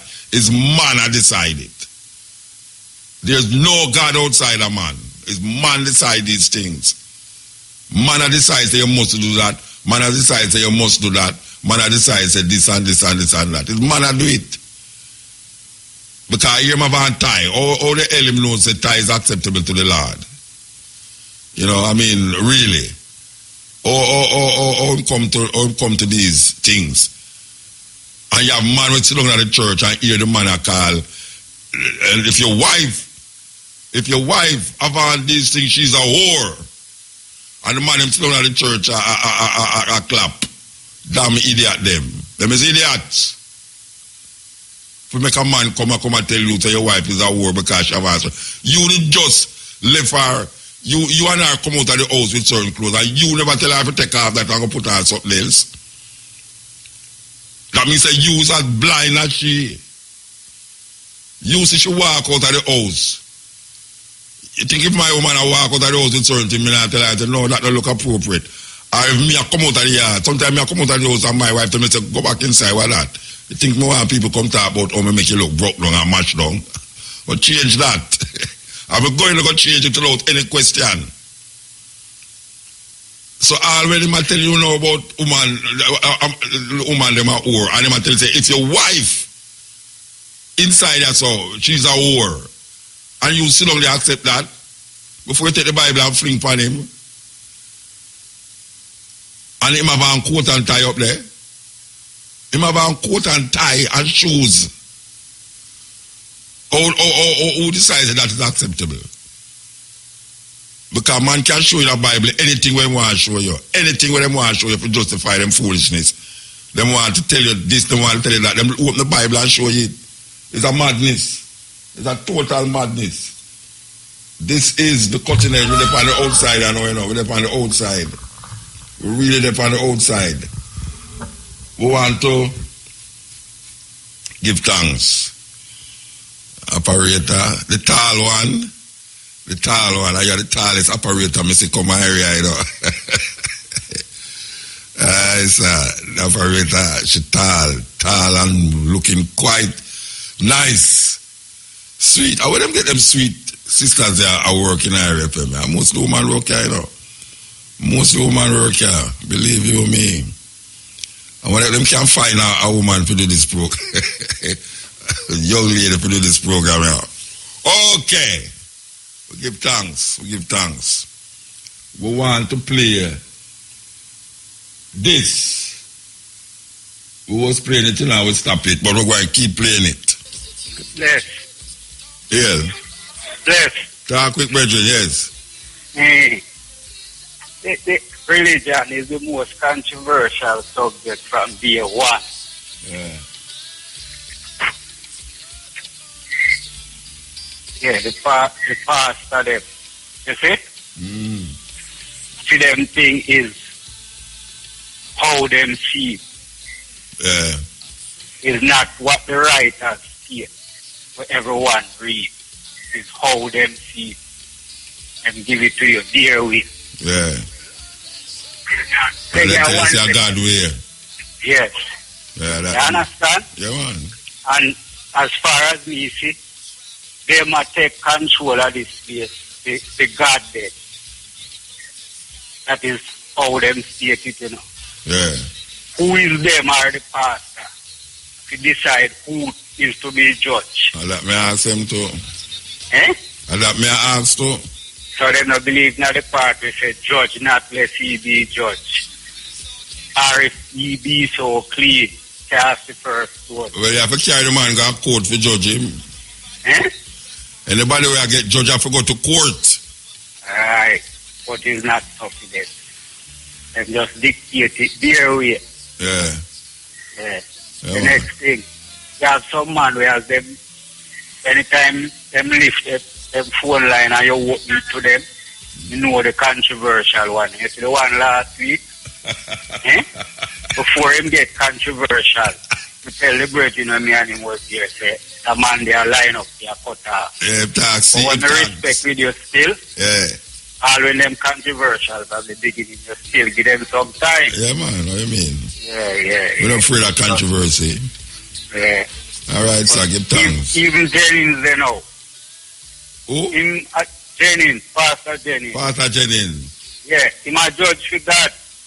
You know who him remind me of? Oh. Ayatollah Ayatollah Khomeini. Right, where they set up the firing squad. Yeah. You remember? Yeah. And when they them execute the people them for raging war and God and corrupting the earth. Yeah, well, I say ISIL too. Yeah, and if you don't know if you know about this when I think Reagan go down to China and him go somewhere in a one house there. Him have so much bodyguard and all of them have to take off them shoes. When the thing finish, it's a scramble to find who for choose. Who for choose is who for choose. Right. Anyway. Let me not go at some maths, man, and me I tell you the matter. Now go and listen, you because I'm credit that I like to mandingo. Alright, so it's not all the while. Yeah. We go at some maths already in our China Rasta. You say you look outside, but me I try to figure out how the people them find about them shoes, you know. They want that shoes outside. Because you could have deal them now going with them shoes because them feel say the mosque is a holy ground. And the idea of Moses take off thy shoe because the place where thou stand it is holy. I really, is a question that I like ask Pastor Jenny and I'm follower them. How him know say it acceptable for we church. Maybe him is more, maybe worse than the prostitute them. When they are road. If him take him, if him walk, I don't know. I not put no judgment or nothing, but just consider say it's human beings make these laws and human beings say these things in the name of God. And tell you about God said this and God said that. God don't say nothing. God don't say nothing. If you want to deal with God, look in the earth, nature. Look how life operates. Nah, tell you nothing more than you have to just listen. Listen to the wind. Listen to the wind. You know when people never turn up on the ground, just feel the grass underneath them foot and look up in the sky and see the moon and all them something there. And just feel the wind blow up on them nakedness. Be all in a river somewhere. Now whole heap of people never do that yet. Can't experience the fullness of life. And I come tell you about woman a prostitute and woman a whore and because she have a certain clothes. Nowadays we don't look now we're there. A whole heap of war in the church. We have all the long dress them and all these things. You could have deal if you don't mind sharp too, him could have did your eyeball one of them too. Cause that a whole heap of pass I don't know eyeball little sister them. Sister Magnesia, I want to speak to you after the service here. I'm going to talk to the little daughter around the back. Little more she end up on back road with him. Terrible people them. They cannot be trusted. Cannot be trusted. Yes, Hail. Hail, Mota. Aye. Blessed love. Aye. Yeah. My little 2 cents to say is like this government school I thought I might not be perfect. And I don't know if I grasp everything properly, but I'm open to learning. Jezebel wasn't Jezebel. She wasn't the daughter of one of them great, one of the gods of them. Because them she related to them. Because Baal not is one of them own a family relative man. Yeah. But because them have a beef is like, yeah. they must be enough to praise Baal. Yeah. Mm-hmm. You know, Jezebel, she named daughter of the creator or daughter of the Lord, daughter of the one of them, like God himself. And that's what they mean. And then he changed Jezebel to Baal to Bel. I don't know if you grasp it like that, like, I grasp it. But I some grasp it. Okay. Anyway, we kind of have some green problem in a medical field. That's what we don't have an issue on the radio. You understand? But when I say to you, you have a sister to you and true. No, mine know you whisper there on the radio. On the radio you talk and you know me alone you talk. Yeah, man, you know. But me hear your voice gone down like you whisper. Oh, and she a Christian, a call to me. She has said how much me no get saved and me no whatever you. Watching the blood of the lamb. I said, yeah, she not judge me and don't impose something for me. She not pull up with suit no race and no. But for people, I think Jesus as my personal savior. I'm the most telling from my home. You was trying to hear from me, you know everything about me. So what can I see if I forget feel? It's like you're not a jumper because the thing shall beat them this in a minute. Like you're one. Don't impose it, just respect. So me perceive my personal. It's my personal meaning.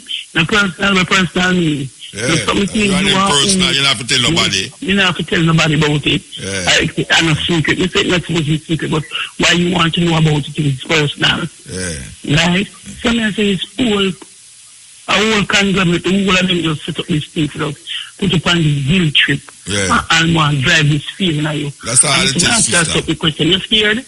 You have something you're scared of? Yeah. Mr. Man is scared and nothing, I'm still nothing to scared about. Yeah. And then I listen to your 42 laws with Martha say, I have not this. So, in a sense, you are your own judge too. And Martha will will with the fed and I know to take the scale. Of course. So which God this I go judge, I wish whatever you go judge. Let them don't go read Muta. Lie them a tell, man. Don't go read and learn this thing and cap. Sup up with them and go with grass information where we're privy to everyone now. Yeah. Nothing that I again, you know. No. Right? And peer in the men for the female. Mother father got them in the female and God it. He just can in. Like woman have no part for play night. Any feminine energy she did it, and she's so upset with everything. She ratty because I bear him around here, I bear him. And when I swear I say I don't know him, it's not him alone. She make me know say she don't know bono. No matter I like appear him. For them, she don't know, you know. Because this thing just keep going on and nobody not try to look at it and change it. Pastor and tell for God. You have ounce God, land God, ground God, tongue God, you have all kind of gods around here. So the purpose God thing when them use it conveniently and look like who is God and who you have opportunity to God. They really have to stop talk about God. Yeah, of course. So I say, dating we didn't know. So I say. Alright, sister, we have to move though. We have to move. Yeah, man. You thanks here? Yeah, man. Yeah, man, sister, I think. She think out everything, man. I said critical thinking is very important in this time, yeah.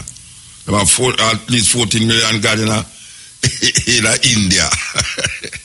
You have some who have no God at all. So you have some, hey, watch your man. Them things it soon come to pass though. It soon come to pass.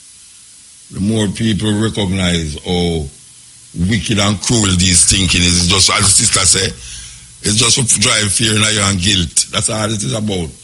Driving fear and guilt in you. And make people heart wax more cruel and more devious against each other. That's what it is. So you're what you know. We're not taking no more call, you know.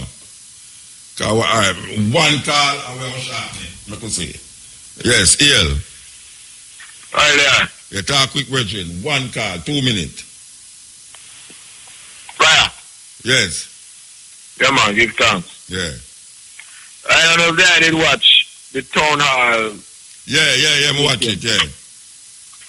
But you see, what the politicians do, them doing. You see that conversation where you have to keep up here now? It not going to work now, them hours there.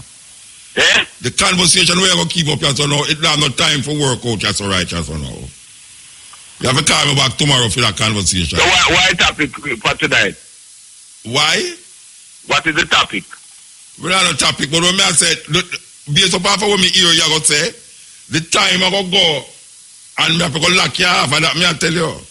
Well, lock me off when you don't want to hear no more. Man. Well, I know me don't want to hear no more because the time gone. All right, what a good virgin. Tell them I want to know this. Tomorrow. Yes, and that me I show him, see it? It kind of strange to do that, but I just saw it go. So here we are saying now, give thanks to the moment, give thanks to the time, give thanks to the energy, give thanks to Tala, we're going to call her Tala, you know, Tala. Give thanks for me hungry. Vita, yes, Vita. You see that ginger there? Someone, you know. Yeah, the ginger man. Believe you me, the ginger. Okay, so Matrix, I don't see Matrix yet, you know, okay. We're going to see. We're supposed to talk to some people about the children them in the government caring. Where them call them care, where them care for the picnic them where I get abused. Suppose I talk to that woman about 2 weeks now, we can't get her. But we don't get her because we not come off right. Believe you me, not something supposed to come off. And we are told to remind you that the Marcus Garvey tribute, is the 19th of August. Marcus Garvey Earth Day is the 17th, but Sunday, you know, it's Sunday we usually keep it on for deal with the Africa Forum. So, you know, I and Andrea Cabo Mahateru will be hosting that from 6 o'clock in the morning and it go right until the night. I want to remind you to that Mama Yata A celebration of our life will be held on Sunday at Boone Hall. Boone Oasis, that is up at Stony Hill. That is something that we have to be there, because that sister mean a lot to us. And our family mean a lot to us, you understand? So, for those of you who know Ayata, find yourself up a Boone, Boone Oasis, Boone Oasis, right up you when you reach a Stone Hill, so square, you turn right, and you go around until you turn left and go down. Anybody will know which part my brethren Miguel live, so nearly so. Okay. We want to also tell you that there is a program taking place up Great Odds. We're supposed to call them forward to tell them a thing. Great Odds is the same time too. 17th, 18th and 19th of August. A celebration of Marcus Garvey also that is going to take place. We're supposed to up there. So you know, give thanks to the moment, give thanks to the time, give thanks to the energy.